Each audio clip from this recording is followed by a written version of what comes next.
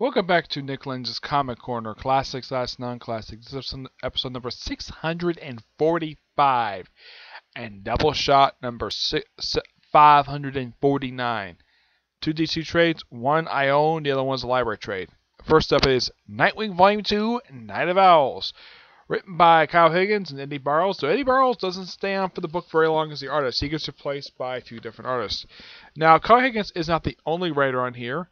We also have Tom DeFalco. He's the other writer on here. The other artists from Eddie Barrows is Rue Josie, Abba Ferreira, Andros Gula, Mark Irwin, Gerda Boris, and Raul Fernandez. The cover on here is done by Eddie Barrows and Rod Reese. Rod Reese is a colorist. I gotta say, it's a really damn good cover. The first couple issues in here are just tie-ins to Night of Owls. So, yeah, and what does Nightwing do during Night of Owls?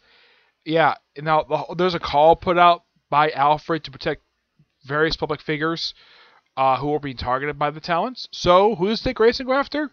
The mayor! Yep, he goes and protects Mayor Hardy, a guy who's basically a crooked politician. Even though he may be a crooked politician, he doesn't want to be assassinated by a Talon. It protects him really well. And then for pretty much the next few issues, of course, they all set up in here a villain group known as, let's see, what is their name in here? Yeah, they have this very weird looking outfit. The uniform. Yeah, it's these guys right here. Yeah. Dick recently fights these guys for a few issues, and then, yeah, that's it. Yeah, they're just some random group of villains that Kyle Higgins just sprung up together.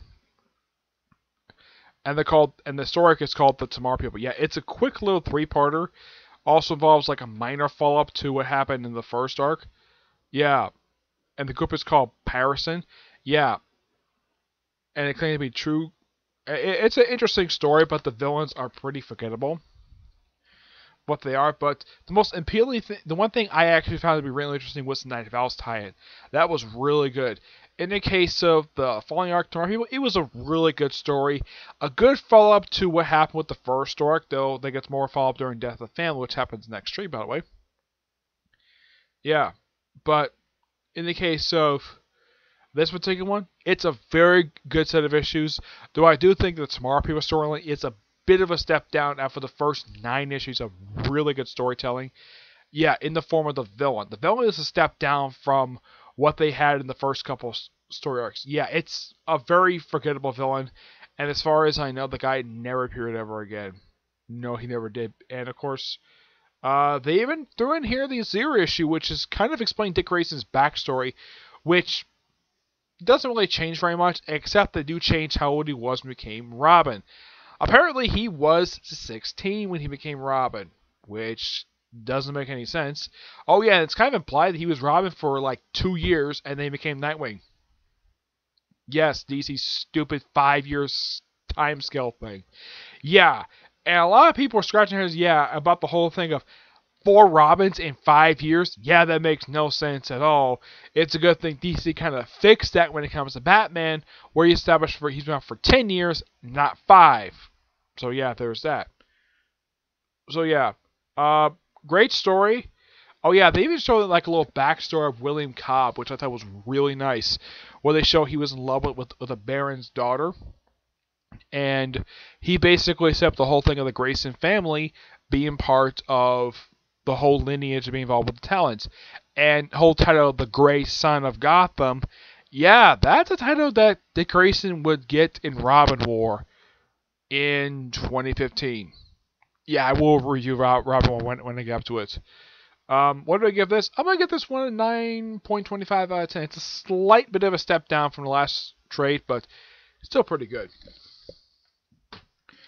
Alright, next up is Suicide Squad Volume 5, Kill All Your Darlings. Collecting 21 to 25 of Volume 5 for Suicide Squad. Written by Rob Williams, artwork by Gus Vasquez, Augustine Paduda, and Gaspi California. I think that's all the artists on here.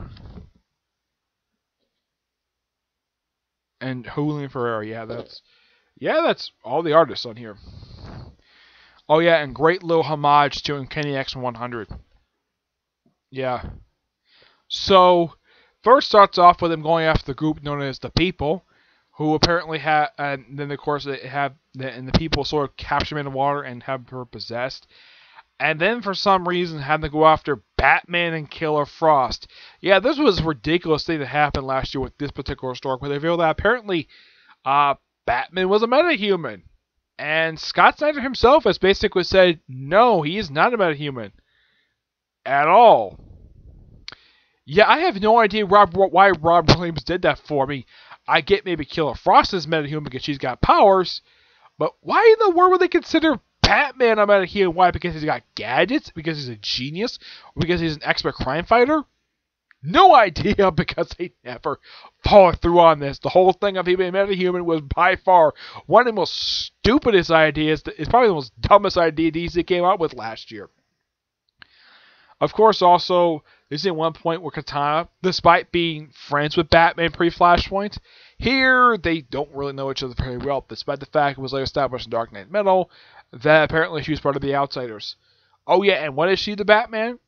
In order to kill, yeah, she takes Killer Frost because apparently Batman broke his agreement with Man of the Law. Of course, Waller broke agreement with Batman by Katana even sliced Batman's back. Yeah.